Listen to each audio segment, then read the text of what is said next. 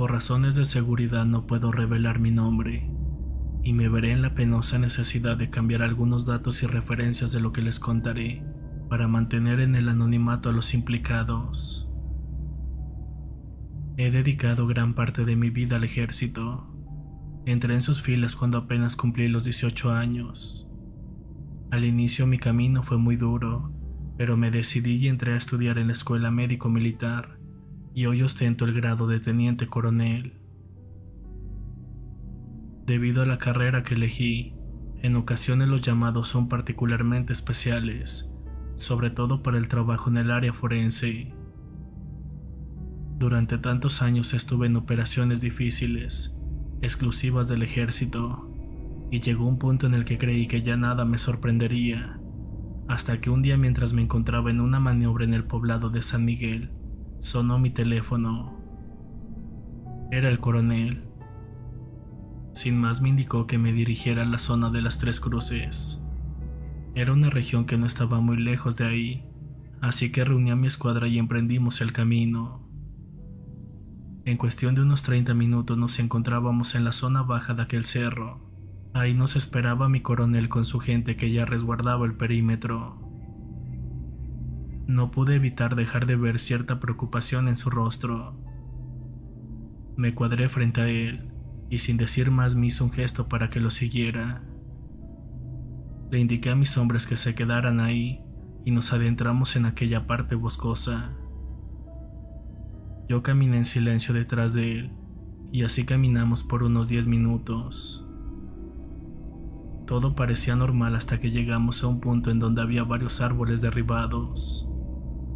Los pasamos y finalmente nos paramos frente a un pequeño cráter en el suelo, de no más de 1,5 metros de diámetro.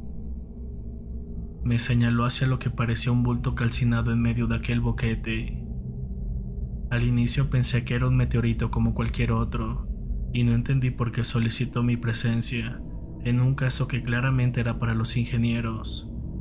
Pero conforme me fui acercando a aquel agujero, empecé a mirar con mayor detenimiento aquella cosa. Parecía el cuerpo de una persona, y alrededor de ella las hojas y el forraje en el suelo parecían estar prácticamente calcinadas, como si hubieran usado un lanzallamas. Saqué unos guantes de mi mochila y empecé a revisar aquel cuerpo. Identifiqué inmediatamente que se trataba de los restos de una mujer joven, pero algo no me cuadraba. Aparecía en una postura como en estado fetal, mirando hacia el suelo, pero debajo de sus rodillas el resto de las piernas y los pies no parecían humanos.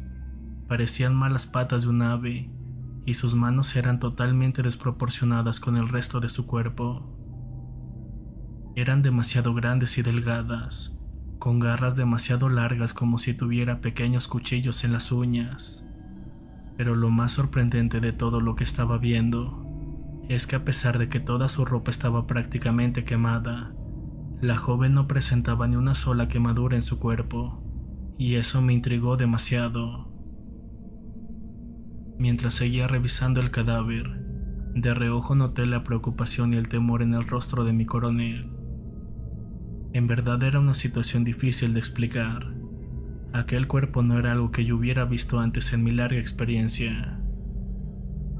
Dejó que siguiera revisándolo unos minutos más, pero al ver que no emitía ningún comentario se me acercó y me preguntó sin rodeos: ¿qué es esa cosa?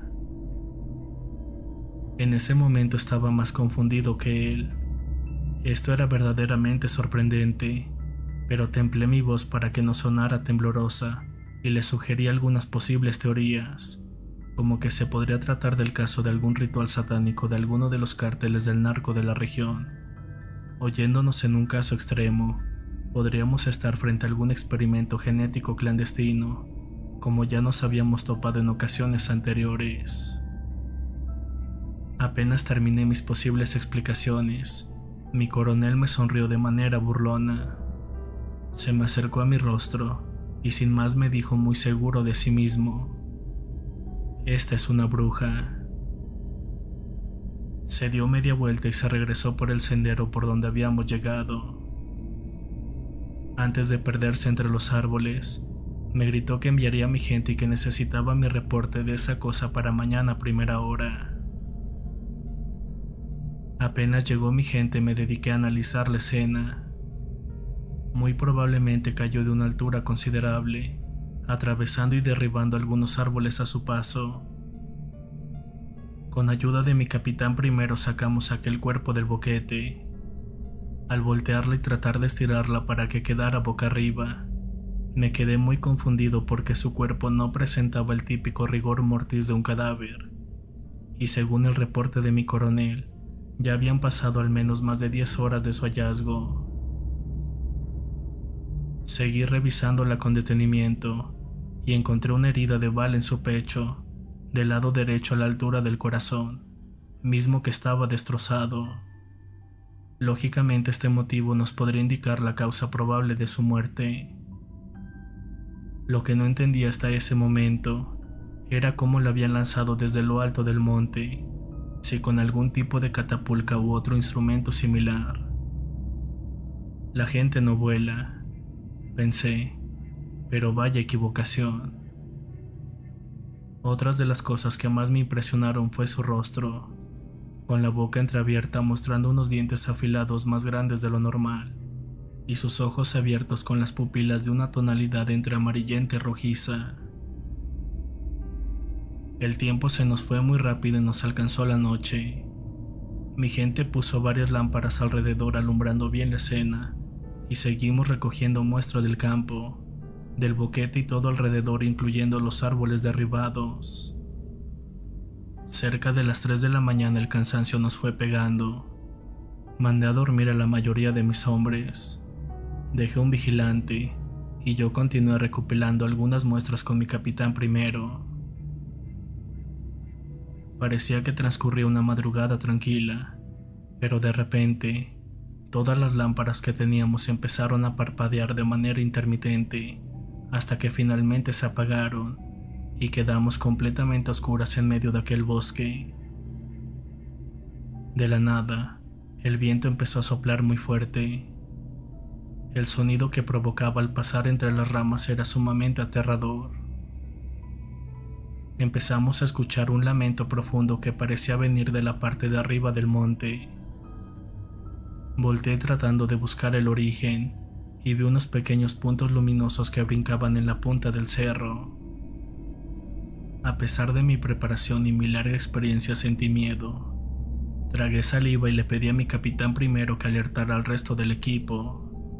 Yo traté de comunicarme con la gente de mi coronel que cuidaba el perímetro para notificarle de aquellas luces, pero al intentarlo por el intercomunicador, solo escuché una gran interferencia.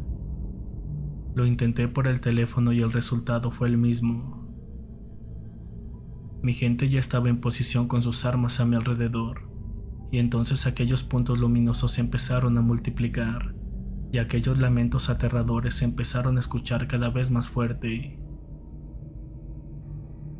Todos permanecíamos a la expectativa pecho tierra, pero fue cosa de un segundo cuando aquellas luces brincaron hacia abajo del monte. El nerviosismo hizo que a uno de mis tenientes se le fuera un tiro. Sin más, el resto empezó a dispararle aquellas luces que se empezaron a dispersar en aquella lluvia de plomo y a desaparecer entre los árboles. La balacera continuó solo unos segundos más, hasta que grité la orden de alto al fuego. Todo quedó en silencio. También se dejaron de escuchar aquellos horribles lamentos. Dejamos pasar unos segundos más y nos levantamos de nuestra posición. Ya no pudimos encender la iluminación ni el equipo de comunicaciones, por lo que nos mantuvimos en guardia hasta el amanecer. La temperatura descendió considerablemente, y a pesar de nuestros uniformes especiales temblábamos de frío. Cerca de las 0600 llegó el coronel con algunos miembros de su guardia.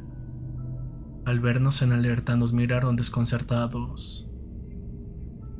Después de cuadrarme frente a él, le di un informe completo del cadáver encontrado y de lo que había pasado durante la noche.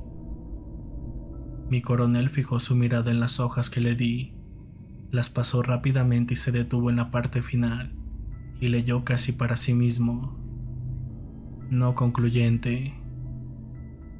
Hizo un gesto de molestia y me dijo que el equipo de comunicaciones servía perfectamente, al igual que el equipo de iluminación, y sin levantar la mirada del reporte, me dijo que fue una noche muy tranquila, que a su batallón no le habían reportado que se hubieran escuchado disparos en la noche.